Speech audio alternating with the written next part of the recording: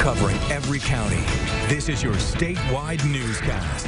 Arkansas Today. Good Wednesday afternoon. I'm Mallory Brooks. Thanks for watching Arkansas Today.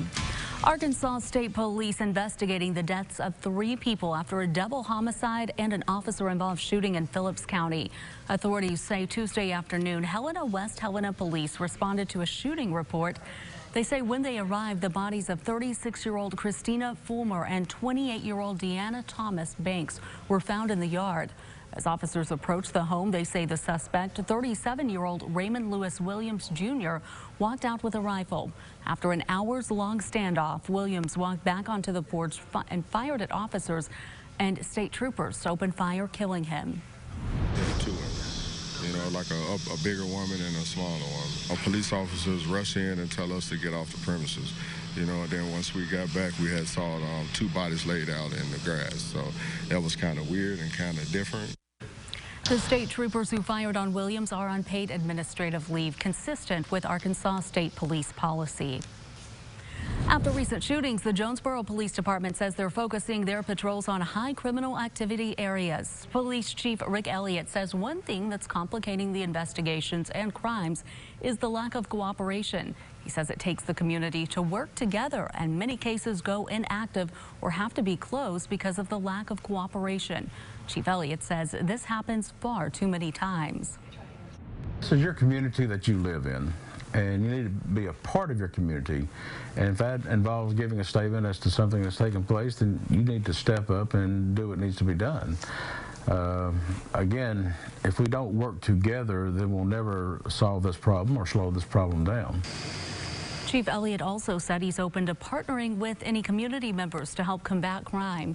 You can reach out to the Jonesboro Police Department. If you have books you're wanting to donate, here's your chance. The Benton County Sheriff's Office will take them and give them to inmates. The books must be paperback but cannot have ultra-thin pages. It cannot contain pictures or be explicitly sexual or violent in nature. It also needs to be in good condition with no messages written inside. One of the better things to occupy your time is reading. Sharpens the mind, lets them escape their reality for a short period. They're reading those books. They can also be educational. You can drop off books at the jail clerk's window at the Benton County Sheriff's Office until Monday. In the race for the White House, it is a day of drama for Democratic presidential candidates. Today is the deadline for presidential hopefuls to qualify for the next debate, and there's new polling to be released later today that will make a key difference. NBC's Craig Boswell has more. So far, the Democratic presidential debates have been 2-night events because there were 20 candidates. First of all, Mr. Vice President, you can't have it both ways. 10 candidates met the new polling qualifications for the next debate. And just this morning, 2 new polls, a USA Today Suffolk University poll and a Quinnipiac University poll, shows the lineup stays the same, and former Vice President Joe Biden with a wide lead at 32%. Other polls have shown the battle between the leading Democratic contenders is tightening. We will start to make big structural change in January 2021. A Monmouth University poll shows Elizabeth Warren and Bernie Sanders tied, with Joe Biden 1% behind. A big change for the former vice president, down 13 points since June in the same poll. Last week, releasing this new ad. We have to beat Donald Trump. And all the polls agree Joe Biden is the strongest Democrat to do the job. While President Trump has been highly critical of Democrats, he is also fending off a new Republican primary challenger, former Illinois Congressman Joe Walsh. This is madness that anybody is even thinking of keeping that child in the White House. The president tweeting that he is at 94% among Republicans and referring to GOP challengers as the Three Stooges.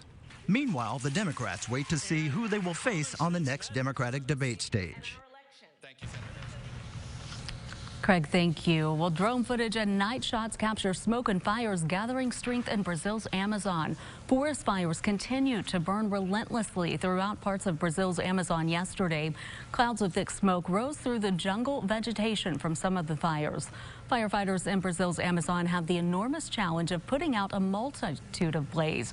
Brazil's National Space Research Institute said the number of fires has risen by 85% to more than 77,000 in the last year. About half of the fires have been in the Amazon region, with many in just the past month. Back here in Arkansas, Discover Lowell is the city's new marketing and advertising theme that was unveiled for the rest of the year and extending into 2020.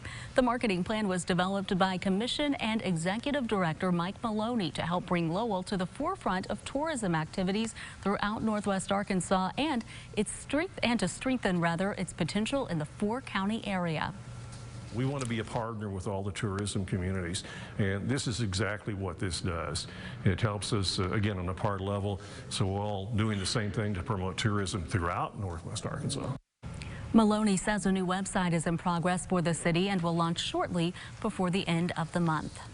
Arkansas State University wants to show the American red wolf is more than just a mascot. The unveiling of a new 200-pound sculpture was revealed on campus. It's named Just Settling In, and it displays a mother and pup red wolf. Chris Lasher of the North Carolina Zoo says A-State allowing the sculpture to house at the campus shows the school push to educate the community about the endangered species. Piece that Dale has created to raise awareness for red wolf. One, it's a beautiful piece of art. It's amazing the work it can do. But I really do believe that anybody who comes and sees this piece, they will feel the empathy for this species and learn more about that and know that this is an animal that needs some help.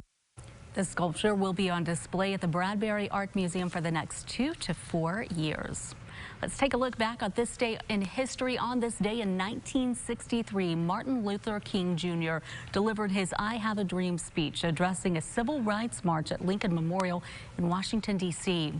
In 1907, the town of Amity was incorporated into Clark County. And listen to this. In 1887, it was rumored that gold had been discovered in the nearby Trap Mountains, and there was a brief but intense gold rush.